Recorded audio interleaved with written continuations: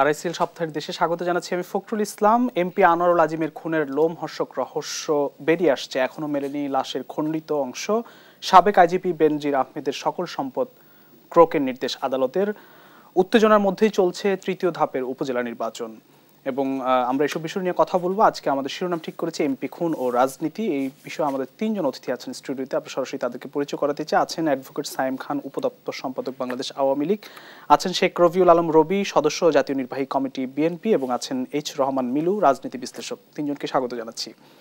আমরা সরাসরি আলোচনায় যেতে চাই। আমরা শুরুতেই এইচ রহমান মিলু, আপনাকে দিয়ে শুরু করি। এমপি আনার হত্যাকাণ্ডে এখনো লাশের সন্ধান মেলেনি, খুঁজছে এবং তারা অনেককে এর মধ্যে অ্যারেস্টও করেছে। ভারতেও অ্যারেস্ট করেছে মূল পরিকল্পনাকারী আখতারুজ্জামান। আমরা শুনেছি তিনি যুক্তরাষ্ট্রে আছেন, তারই বন্ধু এমপি আনারের। এক্ষেত্রে আসলে সুষ্ঠু তদন্ত বা যথাযথ বিচার প্রক্রিয়া কতটুকু এগুলো সম্ভব বলে মনে করেন? আপনার বিশ্লেষণ। ধন্যবাদ আপনাকে। দর্শক যারা দেখছেন সবাইকে শুভেচ্ছা জানাচ্ছি। এখানে খুব নৃশংস একটা হত্যাকাণ্ড এবং আমাদের জাতীয় সংসদের একজন সাংসদ, তিনি প্রতিবেশী রাষ্ট্র ভারতে খুন হয়েছেন নির্মমভাবে। এখন পর্যন্ত ডেড বডি মেলেনি এবং এই সংক্রান্ত আমরা নানা ধরনের এক এক ধরনের মিডিয়াতে কিন্তু আমরা এক এক রকম তথ্য পাচ্ছি, যার কোনোটা এখনো প্রমাণিত সত্য নয়। একটি প্রমাণিত সত্য, সেটি হচ্ছে উনি নিহত হয়েছেন এবং তার দেহটা খুঁজে পাওয়া যাচ্ছে না এবং তার দেহটাকে খুব নৃশংসভাবে অনেকগুলি টুকরো করে শুধুমাত্র ওটাকে যাতে কেউ খুঁজে না পায় সেজন্য আর কি, লুকাবার জন্যে এটাকে অনেক টুকরো করে বিভিন্ন জায়গায় এটাকে ফেলে দেওয়া হয়েছে। এবং আপনারা জানেন এই কাজের জন্য মুম্বাই থেকে এক কসাই তাকে আনা হয়েছিল এবং সেই কাজটি করেছেন এবং তাকে নিয়ে পুলিশ, কলকাতার পুলিশ, তারা বিভিন্ন জায়গায় তদন্ত এসে যাচ্ছেন, লাশ খুঁজে বের করবার একটা চেষ্টা করছেন। এখন দুটো দেশের জায়গা থেকে দুটো দেশ কিন্তু তাদের সর্বোচ্চ শক্তি দিয়ে চেষ্টা করছেন সঠিক তদন্তের মাধ্যমে প্রকৃত ঘটনাটা বের করতে। এর মধ্যে মিডিয়া, অনেক উৎসুক মিডিয়া থাকবে, অনেক রেসপন্সিবল মিডিয়া থাকবে, সত্য কিছু তথ্য আসবে, কিছু অতিরঞ্জিত তথ্য আসবে, নানান কাহিনী এখানে হয়ে বলা হচ্ছে সম্ভাবনা হত্যার কারণ হিসেবে সাংসদের ব্যবসা এবং কেউ কেউ কিছু কিছু মিডিয়া বলছেন সোনার কারবারি ছিল এবং আপনার হুন্ডি ব্যবসা, এই ধরনের অনেক তথ্য অপতথ্য এখানে আসছে, আমরা এখনো জানি না। এখনো কিন্তু সবাই যে গ্রেফতার হয়েছেন তাও না, সবাই গ্রেফতার হয়নি, কিন্তু যাদেরকে পরিকল্পনাকারী হিসেবে যাকে বলা হচ্ছে উনি তো আমেরিকা প্রবাসী। হ্যাঁ, ওনাকে এখনো ধরা যায়নি। আর ওনার সঙ্গে যারা ভারত সফরে ছিলেন সেখানে একটি মেয়ে ধরা পড়েছে এবং যদিও সে আদালতে আজকে বলেছে যে সে এটার সঙ্গে কোনোভাবেই সম্পৃক্ত না। তো যাই হোক, সেটা তদন্তের মাধ্যমে আসবে। আসলে আমাদের জায়গা থেকে হুট করে কে খুন করেছে কে খুন করেনি এটা বলবার কিন্তু সুযোগ এখনো আসেনি। আর যেভাবে আমার ভালো লাগেনি, একটা মানুষ মারা গেছেন, দুদিন হলো উনি হত্যাকাণ্ডের শিকার হয়েছেন, জাতীয় সংসদের একজন সাংসদ উনি, এবং সেখানে সম্ভবত উনি সোনা চোরাচালান ছিলেন, এগুলি আসলে এই ধরনের তথ্য নিয়ে সংবাদ পরিবেশনটা আমার মনে হয় না। এখন তো নিশ্চয়ই বিচার প্রক্রিয়াটা এবং তদন্তে বেরিয়ে আসবে, মূল সব রহস্য বেরিয়ে আসবে। বিচার প্রক্রিয়াটা কিভাবে হবে, বিচার প্রক্রিয়া এখানটাতে একটি অংশ হচ্ছে যে ঘটনাটা ভারতে ঘটেছে। জি, তো ভারতের ওখান থেকে যারা যারা সম্পৃক্ত ছিল বা আছে তাদেরকে কিন্তু ভারতীয় পুলিশ গ্রেফতার করেছে এবং তাদেরকে কিন্তু ভারতীয় আপনার যে আইন আছে তার মাধ্যমে কিন্তু তাদেরকে ওখানে একটা বিচারের প্রক্রিয়া আসতে হবে।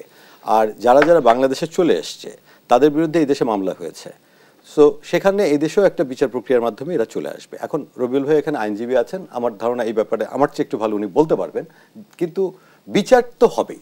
বিচার না হবার কারণ আমাদের দেশে বিচারহীনতার যে সংস্কৃতি ছিল সেটা তো আসলে এখন নাই। আর সরকারি দলের আপনার কাছে যদি একটু জানতে চাই, আমাদের যে নিরাপত্তার সংখ্যা কি একটু বেড়ে গেল কিনা? এই যে আমাদের ভারতের হিসেবে ভারতের সবচেয়ে বেশি যাতায়াতকারী পর্যটকদের মধ্যে বাংলাদেশিদের সংখ্যা বেশি, সেক্ষেত্রে নিরাপত্তার সংখ্যা বাড়লো কিনা? না, এটা আসলে এখন এটা আজকে মিডিয়াতে একটা দেখলাম যে এই ধরনের একটা বক্তব্য এসছে।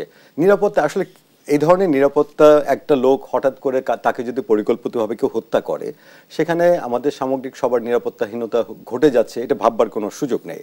এখানে আমরা চারজন বসে আছি, এখন হঠাৎ করে কেউ যদি উত্তেজিত হয়ে কাউকে এখানেই হত্যা করে ফেলে, তো কালকে যদি বলে যে দেশ টিভির প্রোগ্রামগুলো যাওয়া নিরাপদ না, এটা তো আসলে আমার মনে হয় একটা বাড়তি তথ্য যোগ করছি আমরা, যেটা শঙ্কা হিসেবে নিচ্ছি, এটা ঠিক না। নিরাপত্তাহীনতা সব জায়গাতেই থাকবে, পৃথিবীর প্রতিটা দেশে যে কোনো মানুষ যে কোনো জায়গায় নিরাপত্তার জায়গাগুলোতে কি মানে আরো সতর্ক থাকা উচিত কিনা? শঙ্কা তো থাকবেই, উনি যেহেতু সাংসদ ছিলেন সেক্ষেত্রে আরো সতর্ক হওয়া উচিত। সেক্ষেত্রে হ্যাঁ, উনি যেহেতু সাংসদ ছিলেন সেক্ষেত্রে ওনার পরিচিতির জায়গাটা বেশি, এবং বাংলাদেশের 300 সাংসদের উনি একজন, আমাদের অ্যাসেট।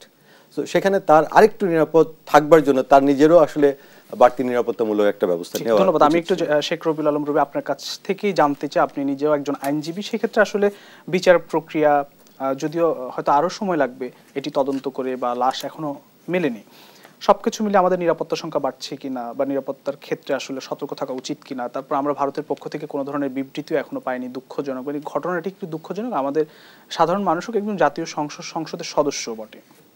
ধন্যবাদ আপনাকে। ধন্যবাদ প্রিয় সহ আলোচক এবং যারা যুক্ত আছেন দেশ টিভির সাথে। প্রথমত বলে নিই, আমি আইনজীবী না, দুজনে আমাকে আইনজীবী হিসাবে ট্রিট করেছেন, আমি পলিটিশিয়ান, আইনজীবী। হ্যাঁ। তো যাই হোক, ভারত এখনো পর্যন্ত সুনির্দিষ্ট কোনো বিবৃতি দেয়নি, কিন্তু বাংলাদেশের স্বরাষ্ট্রমন্ত্রী বলে দিয়েছেন যে ভারতের কেউ যুক্ত না, এটা উনি কিন্তু বলেছেন, বাংলাদেশিরা যুক্ত এইভাবে বলেছেন। কিন্তু আজকে আমি দেখলাম যে ভারতের একজন যুক্ত জুবের নামে এটা চিহ্নিত হয়েছে ভারতের তদন্তে, তিনি ভারতের নাগরিক।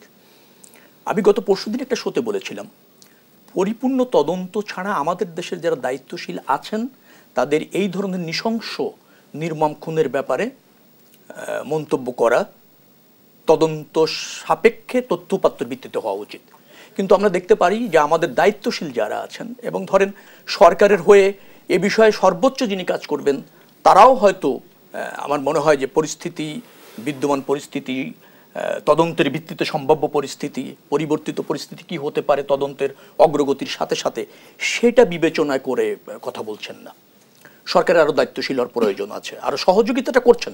তদন্তে বাংলাদেশ সরকার সহযোগিতা করেছে যতটুকু আমি বুঝতে পারছি, তারা এই বিষয়টাকে একটা গুরুত্ব দিচ্ছেন। কিন্তু একটা গ্রহণযোগ্য তদন্ত এবং তার পরিপ্রেক্ষিতে অভিযোগ গঠন এবং বিচার প্রক্রিয়া সম্পন্ন করার ক্ষেত্রে বাংলাদেশ সরকারকে আরও বেশি কনসার্ন হতে হবে, আরও বেশি মনোযোগী হতে হবে, আরও বেশি দক্ষতা যোগ্যতার পরিচয় দিতে হবে, আরও বেশি রাজনৈতিক চাপ প্রয়োগ করতে হবে।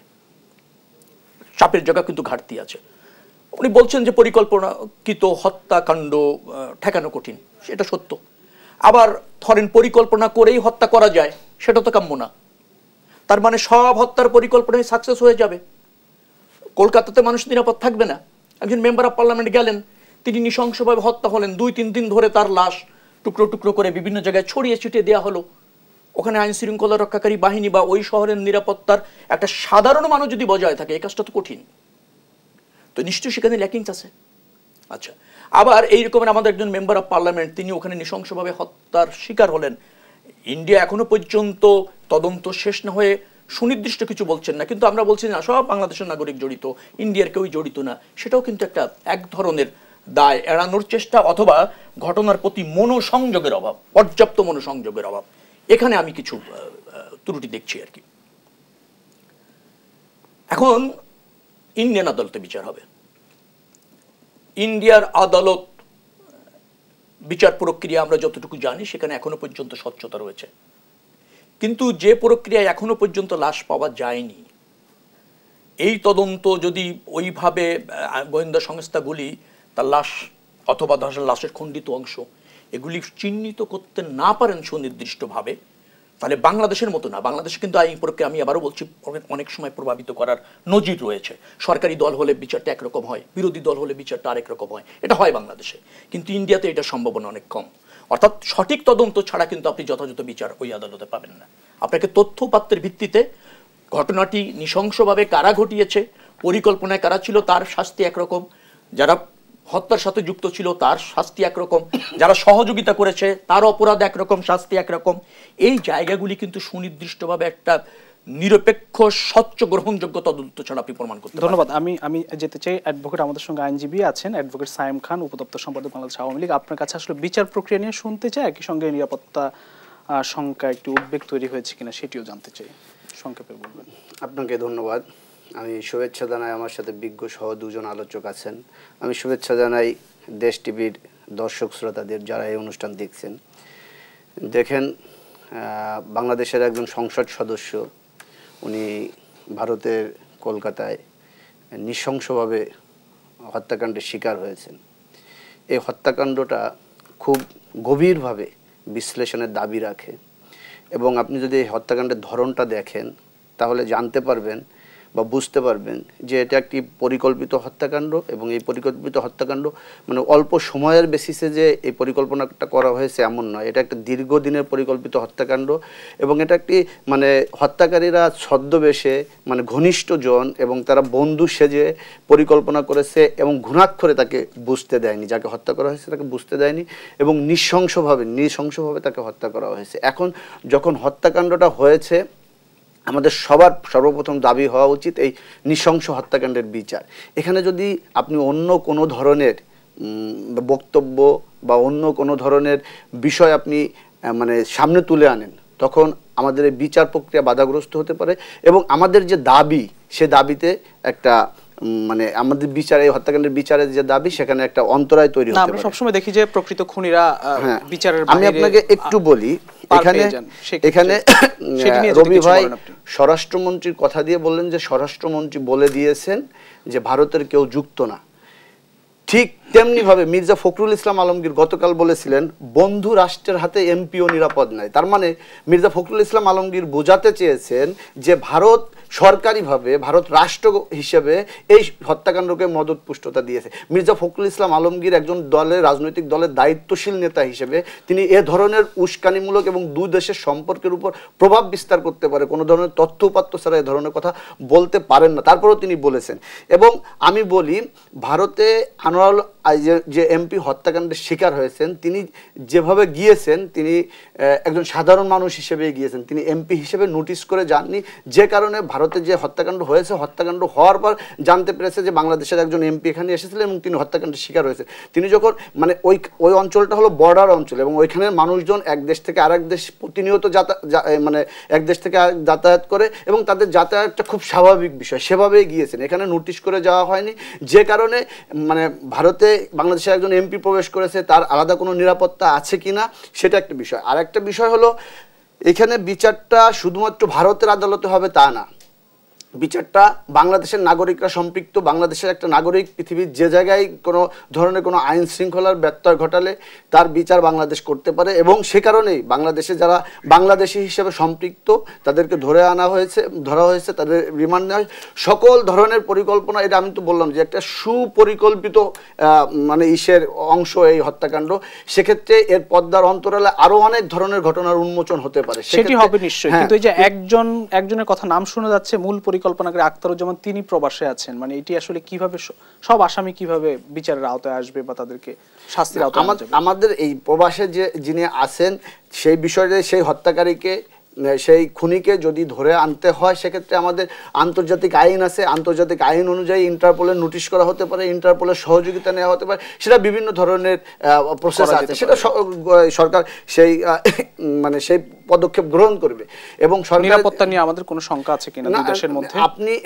আপনি একটা এটার সাথে নিরাপত্তার কোনো বিষয় না, কারণ এটা নির্দিষ্ট কোনো মোটো, নির্দিষ্ট কোনো আদর্শ নিয়ে, নির্দিষ্ট কোনো জনগোষ্ঠীর উপরে বা নির্দিষ্ট কোনো সংখ্যক জনগোষ্ঠীকে হত্যা করার অভিপ্রায় এ ধরনের হত্যাকাণ্ড ঘটানো হয় না। এটা একটা ব্যক্তিগত আক্রোশের জায়গা থেকে বন্ধু সেজে সুপরিকল্পিতভাবে হত্যাকাণ্ড করা হয়েছে। আমরা আসবো নিশ্চয়ই, আমাদের একটি বিরতি নিতে হবে। প্রিয় দর্শক, আরআইসিএল সপ্তাহের দেশে নিচ্ছে একটু ছোট্ট বিরতি, ফিরছি একটু পর, সঙ্গেই থাকুন।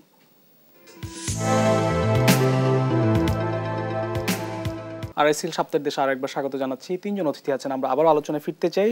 আমরা যেতে চাই এইচ রহমান মিলু, আপনার কাছে শুরুতে আসতে চাই। আমরা আসলে দেখছি যে বেনজির সাবেক আইজিপি পুলিশের বেনজির আহমেদের সকল সম্পত্তি ক্রোকের নির্দেশ দিয়েছে আদালত এবং তার ৮৩টি জমির দলিল জব্দ করা হয়েছে, ৩৩টি ব্যাংক অ্যাকাউন্ট ফ্রিজ করা হয়েছে। তিনি প্রভাবশালী একজন ব্যক্তি ছিলেন, রাষ্ট্রের একটি বাহিনীর প্রধান ছিলেন। তা আমরা আসলে রাষ্ট্রের এই যে আইন শৃঙ্খলার রক্ষক হয়ে ভক্ষকের ভূমিকা, এগুলো সাধারণ মানুষের নিরাপত্তা কতটা নিশ্চিত হয়? এবং আরও একটি বিষয় হচ্ছে যে এই যে প্রভাবশালীদের যখন বিচার প্রক্রিয়া শুরু হয় তখন আমরা দেখি যে প্রভাব বিস্তারের একটি চেষ্টা থাকে, কতটা আসলে এটি সুষ্ঠুভাবে যথাযথভাবে বিচার প্রক্রিয়া সম্পন্ন হবে বলে মনে করেন? ধন্যবাদ। আপনি মানে আমরা এখন সাবেক আইজিপি সম্পর্কে যা যা জানছি সেগুলি কিন্তু অভিযোগ আকারে এসছে, প্রমাণিত সত্য একটাও না, ঠিক আছে? তো যেহেতু অভিযোগ আকারে এসছে, প্রমাণিত সত্য নয়, সেক্ষেত্রে আমি যেটা বলবো আপনি যেটা শুনেছেন একই হবে। পত্রিকার মারফত যতটুকু আমরা জানি যে তার এই 33টা ব্যাংক অ্যাকাউন্ট জব্দ করা হয়েছে, তার সঙ্গে তার অনেকগুলি সম্পদ এখানটাতে জব্দ করা হয়েছে, কক্সবাজারে একটা সম্পদ এখানটাতে আছে। একটি বিষয় কিন্তু ধারণা করে আপনি বলতে পারেন যে তার কোনো বড় বিজনেস ছিল না, তার স্যালারি বা এটা থেকে এত হাজার কোটি টাকা, 2.5 কোটি টাকা ওনার সমস্ত চাকরি জীবনে ওনার যে স্যালারি উনি পেয়েছেন সেটা কালেক্ট করলে 2.5 কোটি টাকা হয়। তো 2.5 কোটি টাকাতে এতগুলি কিছু করা সম্ভব না। এমনি তো আপনার দুদক হয়তো তদন্ত করে এত কিছু বের করে।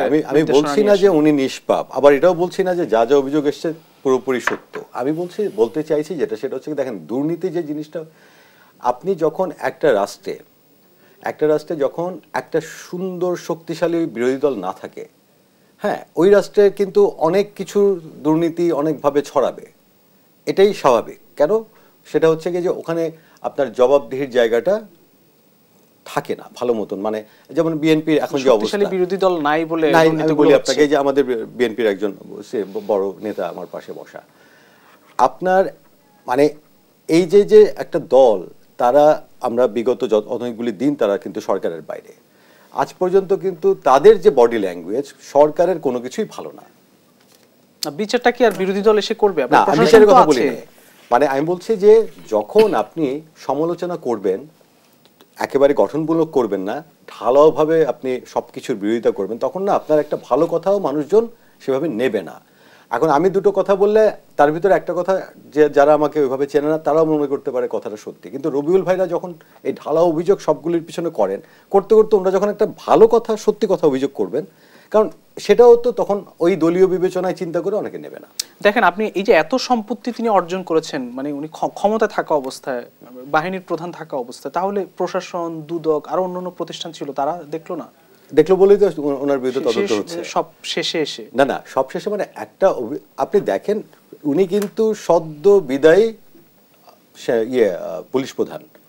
বাংলাদেশে আপনি দেখেন তো সদ্য বিদায়ী পুলিশ প্রধানকে এই ধরনের দুর্নীতির অভিযোগে একটা মামলা পরিচালনা করবার প্রসেসে কবে কোন সরকার গেছে?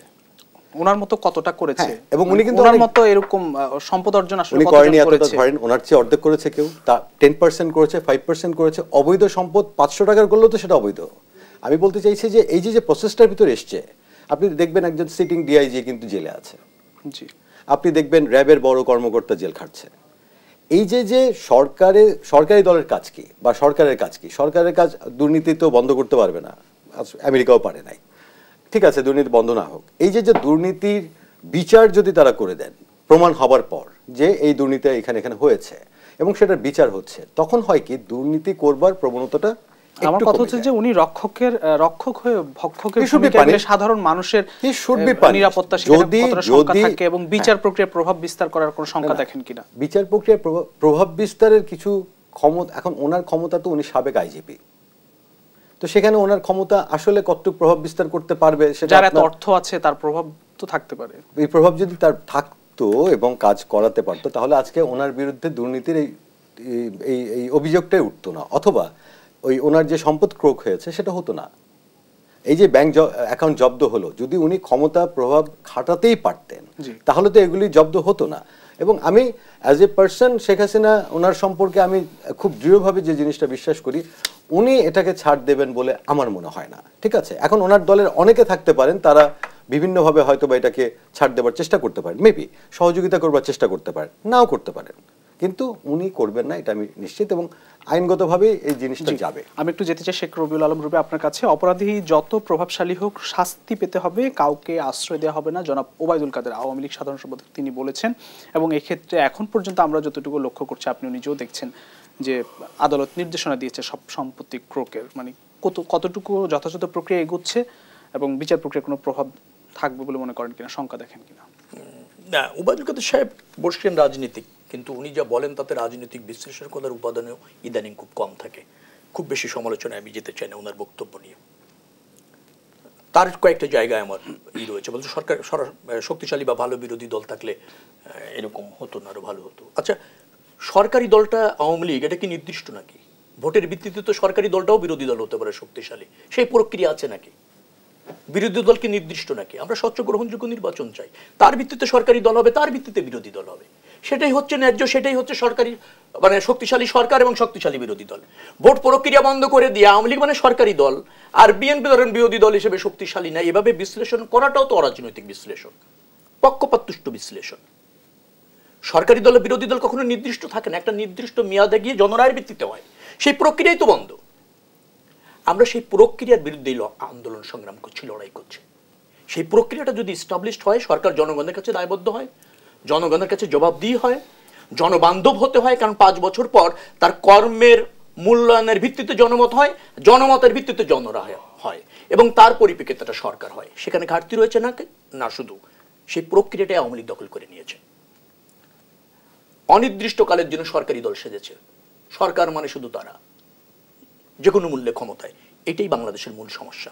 বেনজির আহমেদ একটা ইনস্টিটিউটের প্রধান ছিলেন, ইনস্টিটিউট স্বতন্ত্রভাবে ফাংশন করবে, এটাই স্বাভাবিক।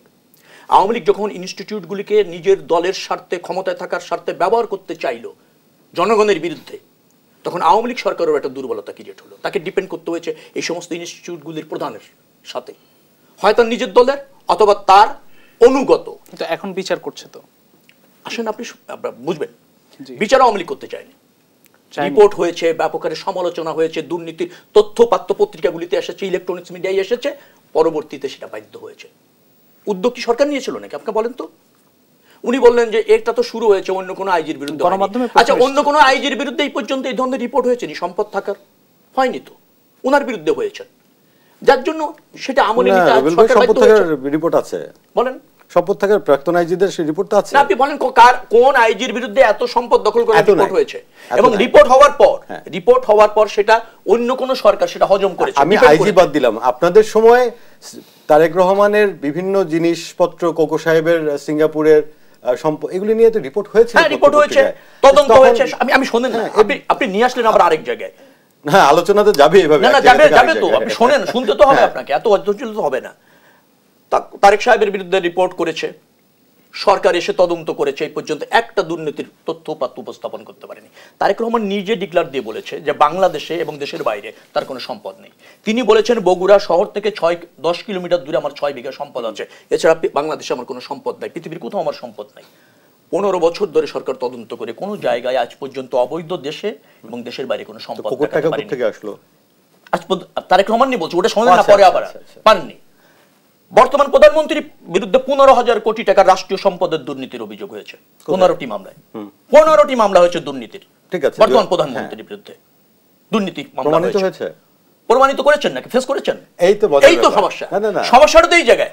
ক্ষমতায় এসেছেন, শোনেন না, 15টার মধ্যে 9টা নির্বাহী আদেশে তুলেছেন, 6টা কস্টমেন্টের নামে তুলেছেন, চূড়ান্তভাবে আইনি মোকাবেলা করেন। এটা পুরোপুরি সত্য না, আমি জেনে বলছি।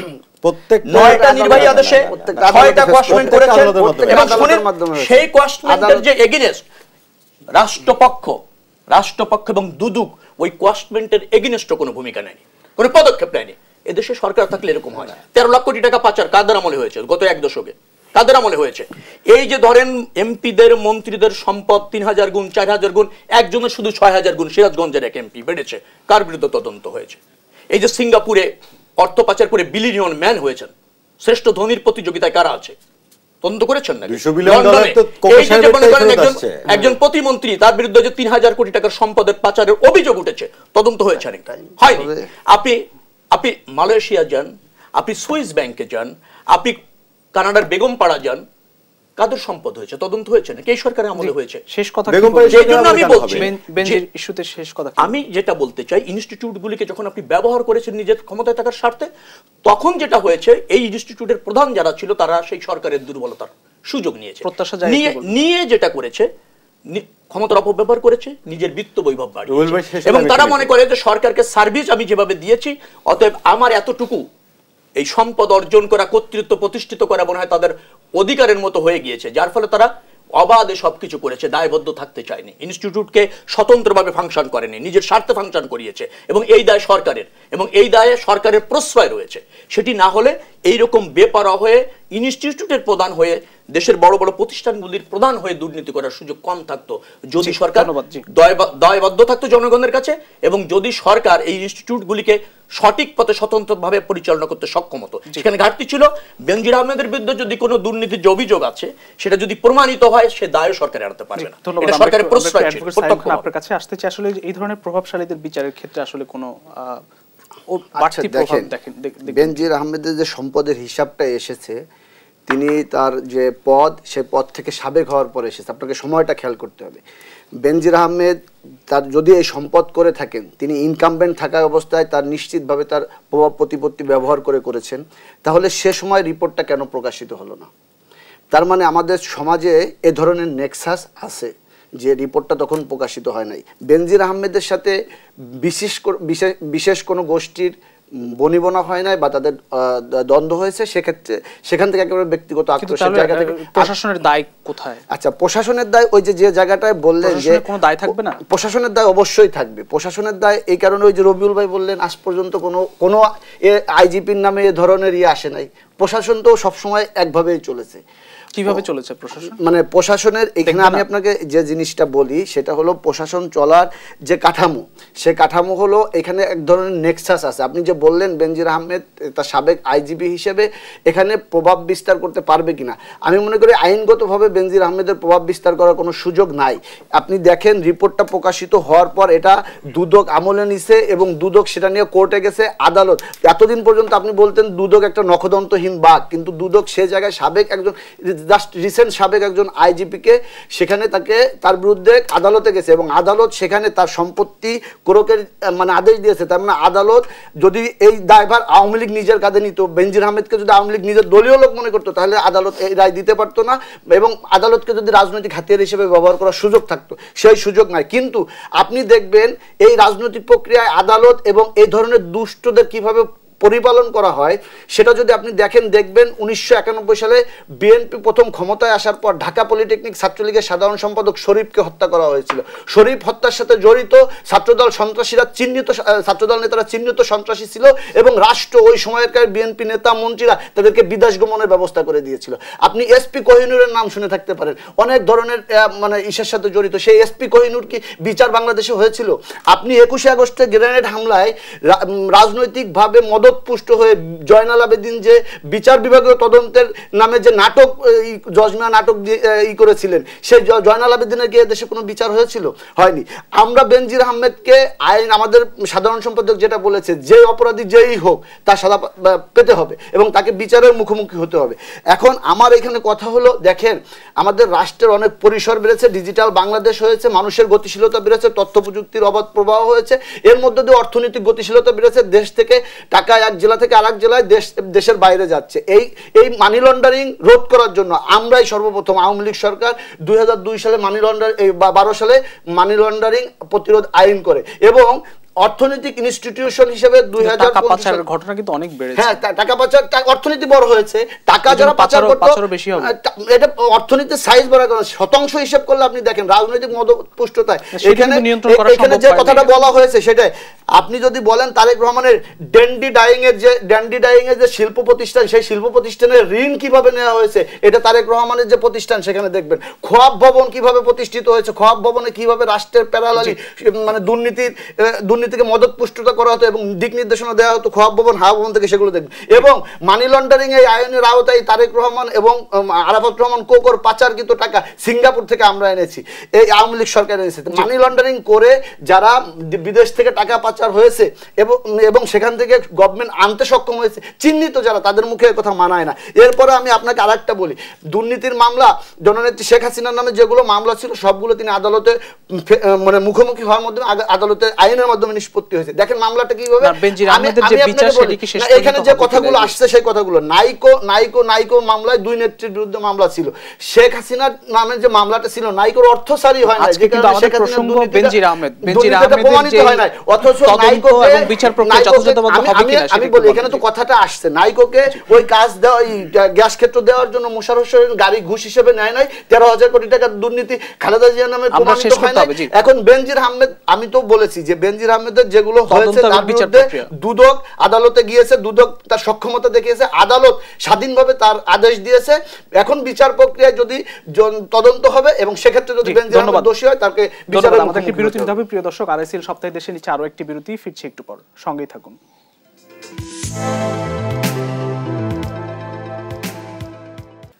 আরএসএল সপ্তাহে দেশে আরো একবার স্বাগত জানাচ্ছি। আমরা সরাসরি আলোচনায় যেতে চাই এইচ রহমান মিলু আপনার কাছে আবারও। নির্বাচন আমরা দেখছি যে সংঘাত সংঘর্ষ, রায়পুরে ভাইস চেয়ারম্যান প্রার্থীকে খুন করা হয়েছে, এখনো মামলা হয়নি। এর মধ্য দিয়ে আসলে তৃতীয় ধাপের যে উপজেলা নির্বাচন সেটি এগিয়ে যাচ্ছে এবং ভোটারের আকাল আছে এবং দ্বন্দ্ব আছে, অন্তর্দ্বন্দ্ব আছে আওয়ামী লীগের মধ্যেই।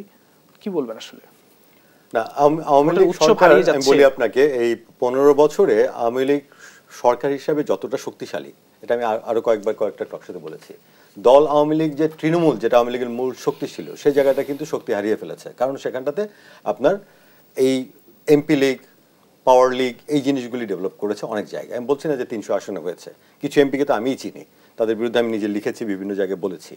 তো এখন ওখানে যদি আপনি জামাতের একজনকে এমপি সাপোর্ট করে এবং আওয়ামী লীগের ধরেন উপজেলার আওয়ামী লীগের সেক্রেটারি বা প্রেসিডেন্টকে বলা হয় যে তোমরা নির্বাচনে তার বিরুদ্ধে থাকো, তো সেই জায়গায় কি হয়, আওয়ামী লীগের ভিতরে কিন্তু সেই ক্ষোভটা তৈরি হয় এবং ওখানটাতে যখন পারে না তখন সেখানে একটা সংঘাত চলে আসে। আপনি বর্তমানে এই উপজেলা নির্বাচনে বিএনপি আসছে না, তাই না? আপনারা তো কোনো ভাবে সেভাবে আসেননি নির্বাচনে, তাহলে এখন নির্বাচনে কারা আসছে? ম্যাক্সিমাম প্রার্থীগুলি কিন্তু আওয়ামী লীগ অথবা আওয়ামী লীগের এমপি দ্বারা সমর্থিত। মানে বিএনপি না আসার কারণে কি নির্বাচনের উৎসবটা ম্লান হচ্ছে না? খুবই স্বাভাবিক। আমরা আবাহনী মোহামেডান খেলা দেখতে যেতাম, লাখ লাখ লোক সেখানে স্টেডিয়ামের ভিতরে বাইরে সব জায়গায়। সেই প্রিয় দল আবাহনী বা প্রিয় দল মোহামেডান যখন ফরেস্টগঞ্জ বা ওয়ারির সঙ্গে খেলতো তখন তো গ্যালারিতে লোক হতো না।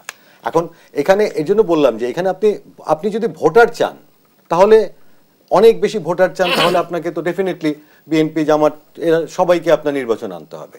আর যদি আপনি মনে করেন যে না, ঠিক আছে, আমি একটা সুন্দর নির্বাচনে প্রসেসের ভিতর দিয়ে যাব, ওরা আসলে আসলো না আসলে না। এই যে এখন তৃণমূলে যে দ্বন্দ্ব অন্তর্দ্বন্দ্ব তৈরি হচ্ছে, মানে দলের মধ্যে ডিভাইডেশন হয়ে যে নির্বাচনটি হচ্ছে, আসলে আওয়ামী লীগের কথাই বলছি, রাজনীতি ক্ষতিগ্রস্ত হচ্ছে কিনা তৃণমূলের রাজনীতি? আওয়ামী লীগের তৃণমূলের রাজনীতি তো অর্ধেক ক্ষতিগ্রস্ত হয়েই আছে। মাননীয় প্রধানমন্ত্রী নিজেই বলেছে যে আমার তৃণমূল থেকে যারা অভিমান করে সরে গেছে তারা কাদের কারণে গেছে, এটা আমি নিজে তদন্ত করে দেখব। এখন উনি তো আসলে একজন মানুষের পক্ষে তো সবকিছু দেখা সম্ভব না, কিন্তু এই আওয়ামী লীগের তৃণমূলটাকে ধ্বংস করার জন্য কিন্তু বিএনপি জামাত দায়ী না, এটার জন্য দায়ী কিন্তু আওয়ামী লীগের কিছু এমপি মিলে।